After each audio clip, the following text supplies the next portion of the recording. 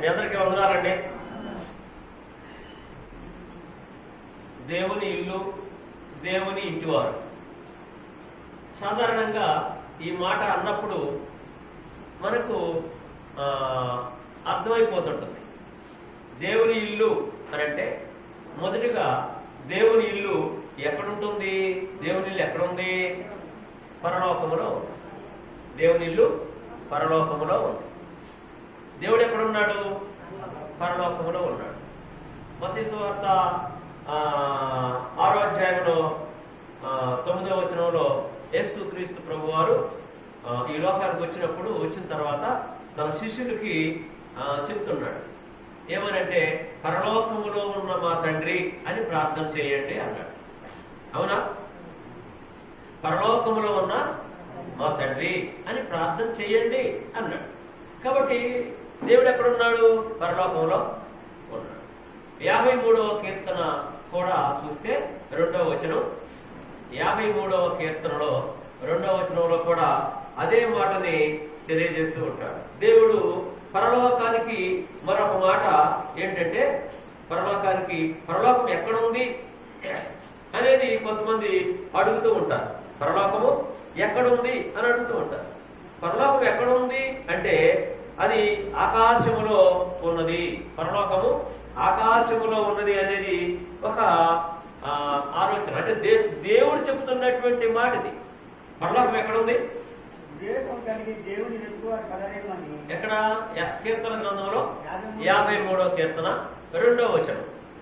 వివేకము కలిగి, ఆలోచన కలిగి, జ్ఞానముతో దేవుణ్ణి వెదుకువారు కలరేమో అని దేవుడు ఆకాశము నుండి నరులను పరిశీలన చేస్తున్నాడు. అది సరే. ఆ అద్భుతమైనటువంటి లోకములో దేవుని ఇల్లు ఉందట. అదే పరలోకం. అద్భుతమైనటువంటి ప్రపంచంలో, అద్భుతమైనటువంటి ఈ లోకములో దేవుని ఇల్లు ఉంది. అదే పరలోకం. అందుకని ఇక్కడ అంటున్నాడు, యేసు ప్రభు వారు భూలోకానికి వచ్చి దేవుని యొక్క ఇంటిని గురించి చెప్తున్నాడు. దేవుని యొక్క ఇంటిని గురించి చెప్తున్నాడు. యేసు ప్రభు వారు ఆ శిష్యులతో మాట్లాడుతూ, మీరు ఇలా ప్రార్థన చేయండి అన్నాడు. ఎలా ప్రార్థన చేయాలట? ఒకసారి చూద్దాం మరి దాన్ని. మత్తయి సువార్త 6వ అధ్యాయంలో, మత్తయి సువార్త 6వ అధ్యాయంలోని యేసు ప్రభు వారు తన శిష్యులతో మాట్లాడుతూ చెప్తూ ఉన్నాడు. 6వ అధ్యాయం 9వ వచనంలో, కాబట్టి మీరు ఎలాగూ ప్రార్థన చేయుడి. ఎలాగూ? పరలోకమందున్న మా తండ్రి, నీ నామము పరిశుద్ధ పరచబడును గాక అన్నాడు.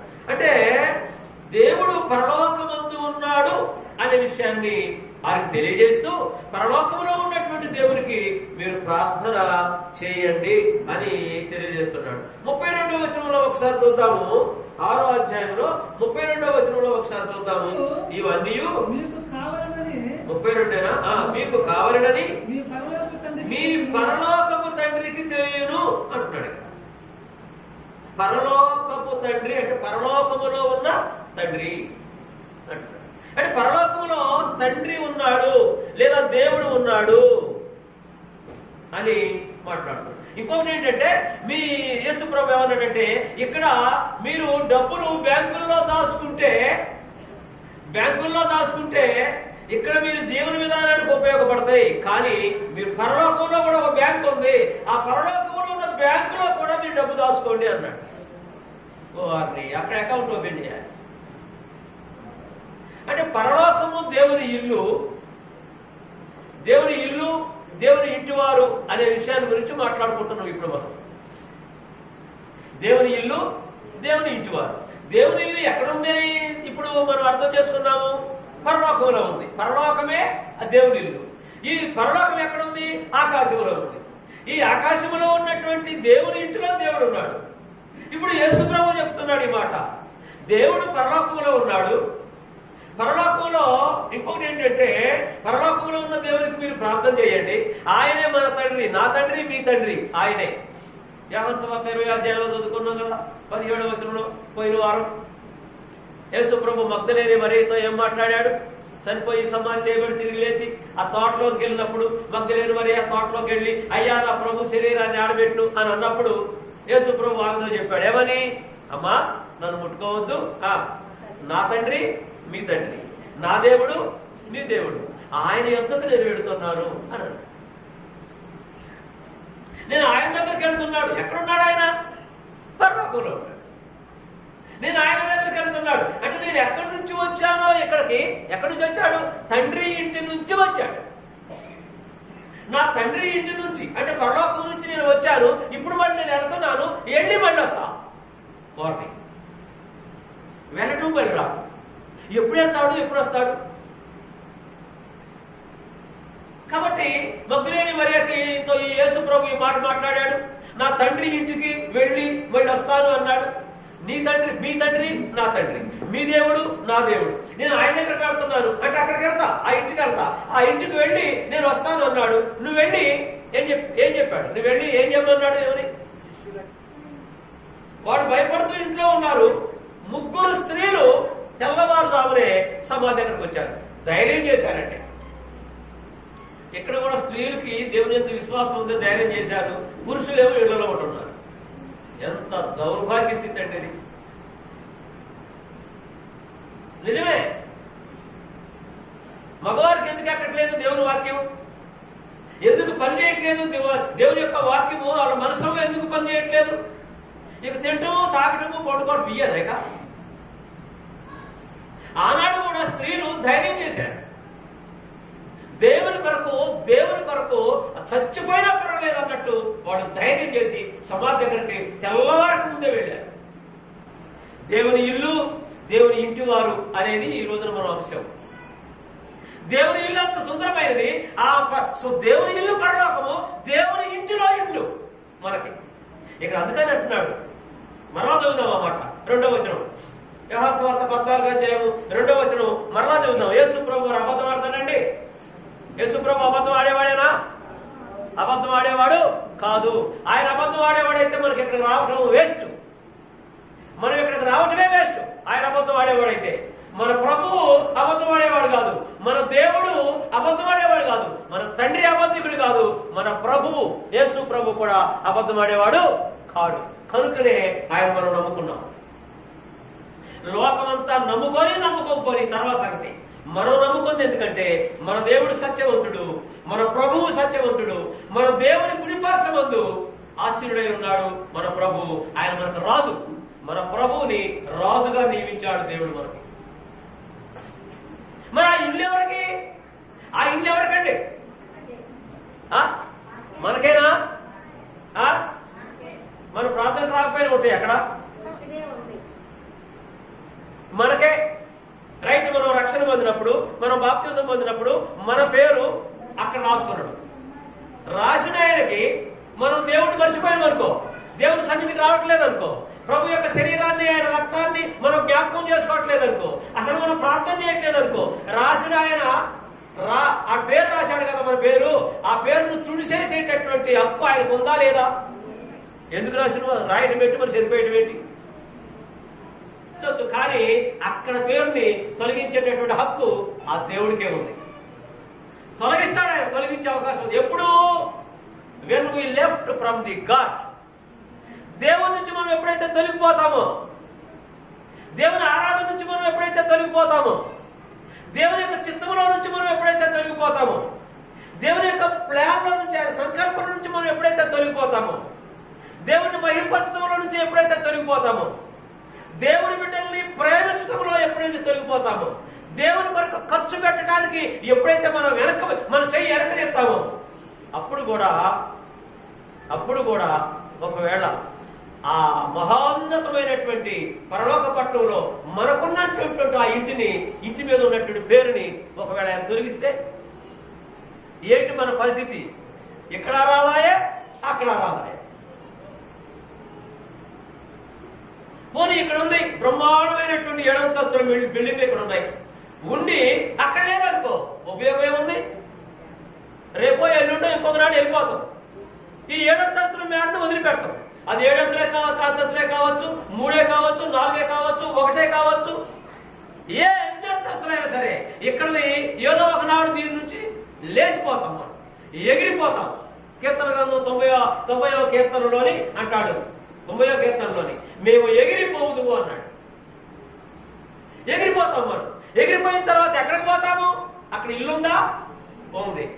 ఆ ఇంటి మీద నీ పేరుందా? నా పేరుందా? మరి ఎగిరిపోయిన తర్వాత ఎక్కడ పోవాలి? ఒకవేళ అక్కడ పేరు లేకపోతే ఇంకొక చోట ఉంటుంది, వేరే చోట. ఎక్కడండి? అగ్నిగుండం. ఆ అగ్నిగుండం భయంకరమైనటువంటి అగ్నిగుండం, అక్కడ ఉంటుంది పేరు. అక్కడ లేకపోతే అక్కడ ఉంటుంది. ఈ రెండు చోట్లలో ఎక్కడో ఒక చోట ఉండాలి. ఈ రెండు చోట్లలో అగ్నిగుండంలో ఇల్లు లేవు, మొత్తం అగ్నే. కానీ పరలోకంలో ఇళ్ళు ఉన్నాయి. అదే ప్రభు యేసు ప్రభు అంటున్నారు. మరలా చదువుతాం రెండవ వచనం మరలా నా తండ్రి ఇంట అంటే పరలోకములో అనేక నివాసములు కలవు, అనేకమైనవి. ఎన్నున్నాయో అవన్నీ కూడా ఆయన నమ్ముకున్నటువంటి బిడ్డలు, ఆయన అడుగుజాడల్లో నడిచే బిడ్డలు, ఆయన కొరకు ఆయన కంటే ఏది ఎక్కువ లేదు అనుకునేవారికి. ఆదివారం నా దేవుని ఆరాధన చేయటం కంటే ఎక్కువ ఏదీ లేదు అనేటువంటి ఆలోచన దయచేసి మనం కలిగి ఉండాలి. అది it is plan of God, it is will of God. అది దేవుని సంకల్పమే కాదు, అది ఆయన ఇష్టం. ఆయన ఇష్టం, ఆయన కోరుకుంటున్నాడు. అది మీరు బాధపడదు. దేవుని ఇష్టం, అది దేవుని సంకల్పం. First of all it is plan of God. The second one it is will of God. అది ఆయన సంకల్పము. రెండవది అది ఆయన ఇష్టపడుతున్నాడు. ఆయన ఏర్పాటు చేసినటువంటి ఆ మహోన్నతమైనటువంటి గృహాల్లో, ఆయన ఇండ్లలో మనం ఉండాలని ఆయన కోరుకుంటున్నాడు. అందుకే ఆయన కుమారుడైన యేసుక్రీస్తు యొక్క రక్తాన్ని గొల్గొతా కొండ మీద చిందింపజేశాడు. దానికోసం ఆయన ప్రాణం పెట్టాడు. ఆ పరలోక మహాభాగ్యం కోసం. ఆ ఇంటిలో ఉన్నటువంటి ఇళ్లలో, పరలోకము అనే ఇంటిలో ఉన్నటువంటి ఇళ్లలో మనం ఉండాలని క్రీస్తు ప్రభు తన రక్తాన్ని చిందించాడు, తన ప్రాణం పెట్టేశాడు.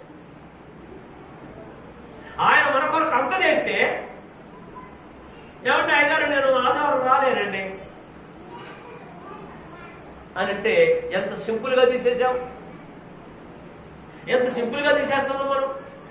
అంత మహాభాగ్యాన్ని, ఆ ఇంటిని ఆ మహాభాగ్యాన్ని మనం ఎంత సింపుల్గా తీసేస్తున్నాం.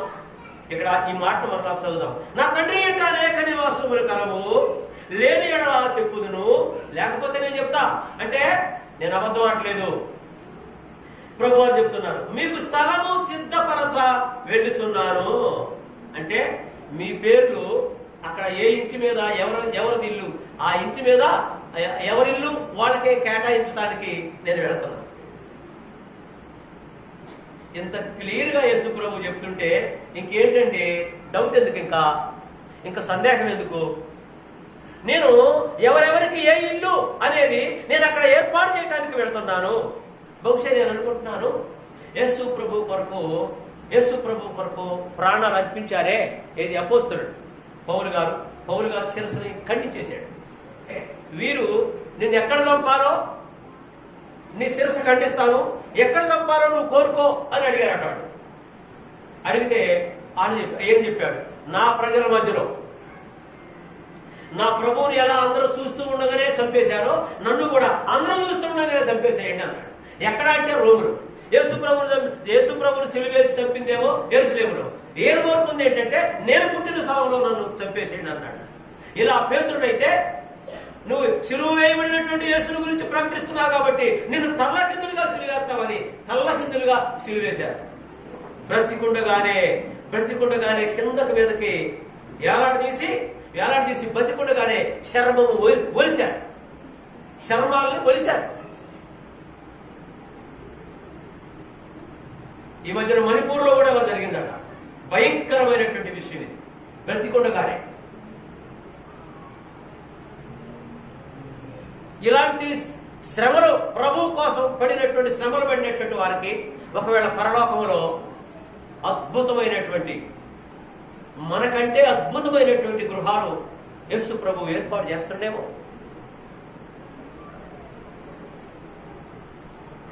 మరి వారికి మనకి సమానం అయితే ఇంకేంటి? ఏమండి మల్లేశ్వర గారు, అంత శ్రమపడి ఈ గ్రంథం మన దగ్గరకు రావడానికి వాళ్ళంత శ్రమపడి రాసి చేసి వారి ప్రాణాలు అర్పించినటువంటి వారు మనం సమానమేనా? అందుకని వారికి ఎలాంటి ఇండ్లు ఆ పరలోకంలో యుగయుగాలు ఉండే ఇండ్లు, ఎలాంటి ఇండ్లు ఏర్పాటు చేస్తున్నాడు. అందుకని ఇక్కడ అంటున్నాడు అండి 14, మళ్ళీ ఇక్కడికి వద్దాం. యోహాను సువార్త 14వ అధ్యాయం 3వ వచనంలోకి వద్దాం. 3వ వచనం, నేను వెళ్ళి మీకు స్థలము సిద్ధపరచిన ఎడల నేనుండు స్థలములో మీరును ఉండులాగున మరలా వచ్చి నా యొద్ద ఉండుటకు మిమ్మల్ని తీసుకొని పోవుదును. యేసు ప్రభు అబద్ధం ఆడేవాడు కాడు. నేను వెళ్ళి మళ్ళీ వచ్చి మిమ్మల్ని తీసుకొని పోతా. అదే రెండవ రాకడా, అదే రెండవసారి వచ్చి వస్తున్నాడు ఆయన. మొదటిసారి మరియ గర్భం ద్వారా భూలోకానికి వచ్చాడు. రెండవసారి ఆకాశం నుండి అలా మేఘంలోకి వస్తున్నాడు. రండి అంటాడు.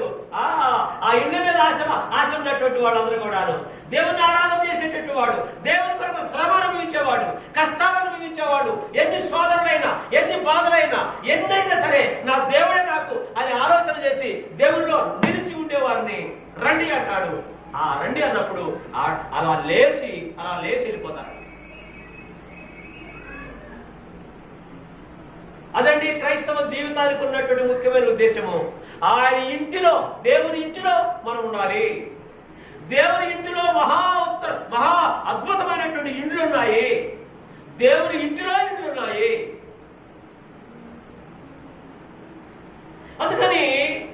అందుకని మరొక మాట చదువుకుందాం ఇక్కడే 4వ వచనం, నేను వెళ్ళుచున్న స్థలమునకు మార్గము మీకు తెలియదని చెప్పాను. నేను వెళుతున్నటువంటి స్థలానికి మార్గం ఏంటో మీకు తెలుసు. ఏంటి మార్గం? దేవుని వాక్యం వినాలి, విశ్వాసం ఉంచాలి, మనసు మార్చుకోవాలి. యేసుక్రీస్తు దేవుని కుమారుడని రక్షకుడని నోటితో ఒప్పుకొని బాప్తిసం పొందాలి, పాపాలు కడిగి వేసుకోవాలి, ప్రతి పరిశుద్ధ దినమున దేవుని సన్నిధిలో ఉండాలి. ఇదే ఆయన మార్గం. కాబట్టి ఈ మార్గాన్ని ప్రపంచంలో సర్వలోకానికి వెళ్ళి సర్వ సృష్టికి చెప్పండి. మీరు శిష్యులారా చెప్పండి. మీరు ఏది విన్నారో, మీరు ఏది చూస్తున్నారో, ఏది వింటున్నారో, ఏది కళ్ళారా చూశారో ఇది చెప్పండి ప్రపంచంలో మీరు.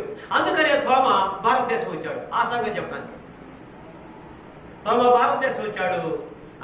భారతదేశంలోని ఆయన సువార్త ప్రకటించి క్రీస్తు సంఘాలని ఆయన ఏర్పాటు చేశాడు. యేసు ప్రభు సంఘాలను ఏర్పాటు చేశాడు. ఆయన్ని బళ్ళెంతో పొడిచి అక్కడ ఉన్నటువంటి రాజు, ఆ కాలంలో ఉన్నటువంటి రాజు చంపేయమని సెలవిచ్చాడు. ఎందుకంటే రాజుని ఈ తోమా గారు రాజు ఏదో తిక్కల పని చేస్తే రాజా అలా చేయడం కరెక్ట్ కాదన్నాడట. రాజుగారిని, ఆ చక్రవర్తిని, నువ్వు ఇలా చేయడం కరెక్ట్ కాదన్నాడట మద్రాసులో.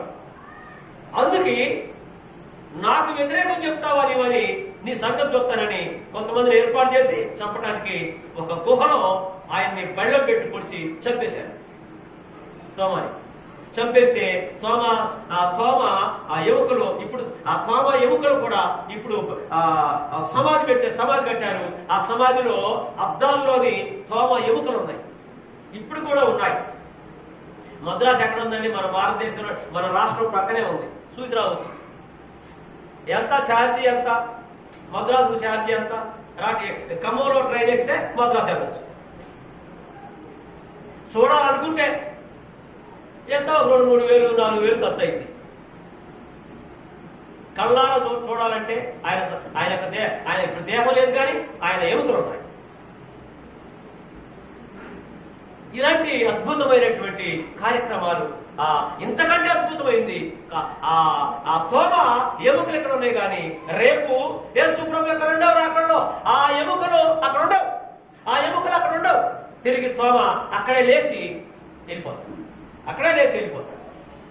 ఎందుకంటే దేవుని వాగ్దానం, మనం ఎక్కడైతే చనిపోతామో, మన సమాధులు ఎక్కడైతే ఉన్నాయో ఆ సమాధులు కుళ్ళిపోయినా, ఎముకలు లేకపోయినా సరే ఆ సమాధుల నుంచి అదే స్థలంలో నుంచి మనం లేచి అలా ఆకాశంలోనికి వెళ్ళిపోతామట. ఆకాశంలోకి వెళ్ళిపోయి రండి, బడా నమ్మకమైనటువంటి నా బిడ్డలారా రండి. యేసు ప్రభు అంటున్నాడు. ఎవరంటే అనాది కాలం నుంచి ఏర్పాటు చేయబడుతున్నటువంటి జగత్పునాది వేయబడకము నుంచి ఏర్పాటు చేయబడినటువంటి ఆ నిత్య పరలోక మహాపట్నాన్ని స్వతంత్రించుకోండి అని అంటాడట ఆ టైంలో. అలాంటి మంచి ఇల్లు, అలాంటి మంచి ఇంటికి మనం వెళ్ళటానికి దేవుడు ఒక మహత్తరమైనటువంటి ప్లాన్ వేశాడు. ఆ ప్లాను, ఆ సంకల్పమే యేసు ప్రభువు నమ్ముకొని మనసు మార్చుకొని హృదయాన్ని మార్చుకొని దేవుని కొరకు బ్రతకాలి అనే ఆలోచనతో ఇక నుంచి నేను దేవుని కోసం బ్రతుకుతా, నేను నా కుటుంబము నా పిల్లలు దేవుని కొరకు మేము బ్రతుకుతాం, నేను నా కుటుంబము దేవుని యొక్క ఆలోచనలో మేము బ్రతుకుతాం. ఇతరులకు సహాయం చేయగలిగితే ఇతరులకు సహాయం చేయాలి, ప్రేమ చూపించాలి. అలా ప్రేమ చూపించు దేవుని కొరకు బ్రతుకుతామని అలాంటి ఆలోచన కలిగి నా కొరకు ఒక పెద్ద ఇల్లు ఉంది దేవుని ఇంట్లోని, పరలోకము దేవుని ఇల్లు. ఆ పరలోకములో నా కోసం కూడా మా కోసం కూడా ఇల్లున్నాయి. యేసయ్య చెప్పాడు, యేసు ప్రభు చెప్పాడు, ఆ ఇంటి అక్కడ ఇల్లు ఉంది. ఇక్కడ ఇల్లు ఉంటే ఉన్నా ఒకటే, లేకపోయినా ఒకటే, కానీ అది పర్మనెంట్ ఇల్లు. ఈ ఇల్లు ఏదో ఒక దిన నాశనం అయిపోతాయి. యేసు ప్రభు రెండో రాకల్లో మొత్తం నాశనం అయిపోతాయి. కానీ నాశనం కానటువంటి యుగ యుగాలు ఉండే ఇల్లు అక్కడ ఉంది. ఆ ఇంటి కొరకు ప్రయాసపడదాం. ఆ ఇంటిలో, పరలోకమైన ఇంటిలో మనకి ఇళ్ళు ఉన్నాయి. ఆ ఇంటి కొరకు వెళ్ళి ఆ ఇంట్లో ఉండడానికి ఆలోచన చేద్దాం. అందుకనే యేసు ప్రభు భూలోకానికి వచ్చాడు, అందుకనే సిలువలో రక్తము చిందించాడు, అందుకనే ఆయన తిరిగి మన పరలోకం వెళ్ళి దేవుని దగ్గర ఉన్నాడు, ఉండి మన కొరకు విజ్ఞాపన చేస్తున్నాడు. అక్కడ అయ్యా తండ్రి, ఆడ బలహీనతలు నాకు తెలుసు, వాళ్ళ ఆలోచనలు నాకు తెలుసు. ఎందుకంటే నేను నరుడుగా పుట్టాను కదా భూమి మీద, నన్ను నరుడుగా భూమి మీద పంపించావు కదా మరియ ద్వారా. ఆ శరీరం యొక్క బలహీనతలు ఏంటో, శరీరం యొక్క కోరికలేంటో, శరీరం యొక్క ఇబ్బంది ఏంటో ఈ దేహంలో ఉన్నప్పుడు నాకు తెలుసు. కనుక వారిని క్షమించయ్యా, అదిగో ఆయన క్షమించు, ఇదిగో ఆ అబ్బాయిని క్షమించు అని ప్రతివారి మనందరి తరపున ఒక లాయర్గా అక్కడ విజ్ఞాపన చేస్తున్నాడు. లాయరు తన క్యాండిడేట్ కోసం, తన క్లయింట్ కోసము జడ్జి దగ్గర విజ్ఞాపన చేస్తాడు. నా క్లయింట్ మంచోడు, ఆయన నేరం ఏం చేయలేదని లాయరు జడ్జి దగ్గర వాదిస్తూ ఉంటాడు. అలాగనే మన రక్షకుడైన ప్రభువు తండ్రి అయినటువంటి దేవుని దగ్గర కుడి పార్శ్వములు కూర్చొని మన కొరకు విజ్ఞాపన చేస్తున్నాడట. ఎందుకంటే ఆ పరలోకములో ఉన్నటువంటి, పట్టణంలో ఉన్నటువంటి ఆ ఇండ్లలోనికి మనం వెళ్ళాలని అంత ప్రేమతో ప్రభు మన కొరకు రక్తము చిందించి చనిపోయి సమాధి చేయబడి తిరిగి లేచి ఆయన దగ్గరకు వెళ్ళి అక్కడ మన కొరకు విజ్ఞాపన చేస్తున్నాడు. ఒక మంచి లాయర్ మన దగ్గర మనకున్నాడు, అక్కడ జడ్జి గారి దగ్గర ఒక మంచి రక్షకుడు మన కొరకు ఉన్నాడు. ఆ రక్షకుడు చూస్తూ విశ్వాసములో ముందుకు సాగుదాం. అందుకనే పౌలు గారు అన్నాడు, నేను ప్రభు యొక్క అడుగు జాడల్లో నడుస్తున్నాను, మీరు నా అడుగు జాడల్లో రండి. నేను ఆయన అడుగుజాడల్లో పోతున్నా, మీరందరూ నా దగ్గర రండి, మనం అందరం కలిసి అక్కడికి వెళ్దాం అని పౌలు గారు అన్నాడు. కొరింథీ పత్రిక 11వ అధ్యాయం 1వ వచనంలో ఈ మాట ఉంది. మనమందరం కలిసి ఆ ఉన్నతమైనటువంటి ఆ పరలోకమైన ఇంటిలో ఉన్నటువంటి అనేకమైన ఇండ్లు ఉన్నాయి. ఆ గృహాల దగ్గరికి మనం వెళదాము. ఓపికతో విన్నటువంటి మీ అందరికీ వందనాలు తెలియజేస్తూ ముగిస్తున్నాను. Thank you all.